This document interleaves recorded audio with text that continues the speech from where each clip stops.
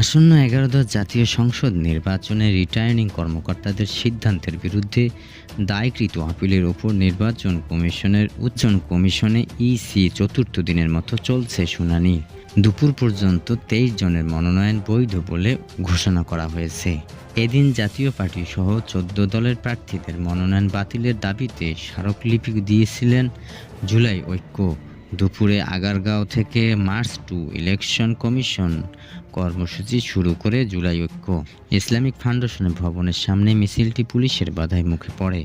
পরে সড়কের অবস্থান নিয়ে বিক্ষোভ করে সংগঠনটি নেতারা ১৪ দল ও এনডিএফ জোটের প্রার্থীকে মনোনয়ন বাতিলের দাবি জানায়। পরে ইসিতে গিয়ে ৫ সদস্যের প্রতিনিধি দল স্মারকলিপি দেয়। এদিকে জাতীয় পার্টির মহাসচিব শামীম হাওলাদার পাটোয়ারি বলেন, অশুভ চিন্তা থেকে জাতীয় পার্টির মনোনয়ন বাতিলের দাবি জানানো হচ্ছে। এর আগে সকালে সন্তোষ প্রকাশ করেন মনোনয়ন ফিরে পাওয়ার প্রার্থীরা। অন্যদিকে ক্ষুব্ধ প্রক্রিয়া জানান মনোনয়ন বাতিল হওয়া প্রার্থীরা। কমিশনের ঘোষিত সময়সূচি অনুযায়ী আজ ক্রমিক নম্বর ২১১ থেকে ২৮০ পর্যন্ত আপিলের শুনানি অনুষ্ঠিত হচ্ছে। প্রধান নির্বাচন কমিশন সিএম নাসির উদ্দিন সভাপতিত্বে পূর্ণাঙ্গ কমিশন বিকেল ৫টা পর্যন্ত এই শুনানি গ্রহণ করবেন।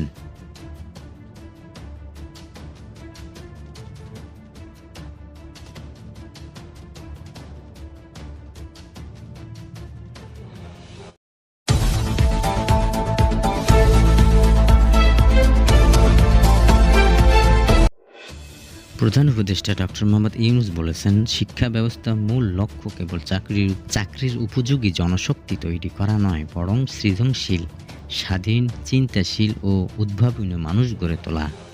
মানুষ জন্মগতভাবেই সৃজনশীল, কিন্তু প্রচলিত শিক্ষা ব্যবস্থা অনেক সময় সেই সৃজনশীলতাকে দমন করে ফেলে, চাকরির প্রস্তুতে সীমাবদ্ধ করে ফেলে।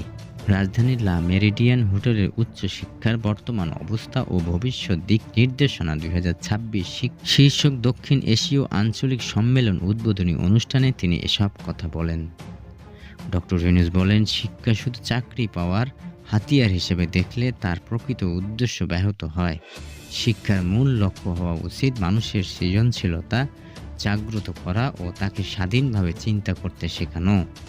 তিনি বলেন, শিক্ষার্থীদের শুধু চাকরি প্রার্থী হিসেবে নয়, বরং চাকরির সৃষ্টিকারী হিসেবে গড়ে তুলতে হবে। উদ্যোক্তা মানসিকতা, কল্পনা শক্তি ও নতুন কিছু তৈরির সাহস, এই গুণগুলোকে শিক্ষা ব্যবস্থার মাধ্যমে বিকাশ হওয়া জরুরি। প্রধান উপদেষ্টা বলেন, দক্ষিণ এশিয়ার একটি সম্ভাবনাময় অঞ্চল, কিন্তু রাজনৈতিক অস্থিরতা, সামাজিক বিভাজন ও ভুল নীতির কারণে এই অঞ্চলের সম্ভাবনাগুলো অনেক সময় কাজে লাগানোর যায় না।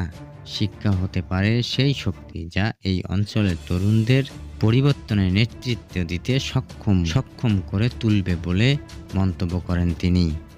উল্লেখ্য, বাংলাদেশ সরকার এবং বিশ্ব ব্যাংকের অর্থায়নে বাংলাদেশ বিশ্ববিদ্যালয় মজুরি কমিশন ইউজিসি কর্তৃক বাস্তবায়নাধীন higher education acceleration and transformation HEAT প্রকল্পের আওতায় এই সম্মেলন আয়োজন করা হয়েছে।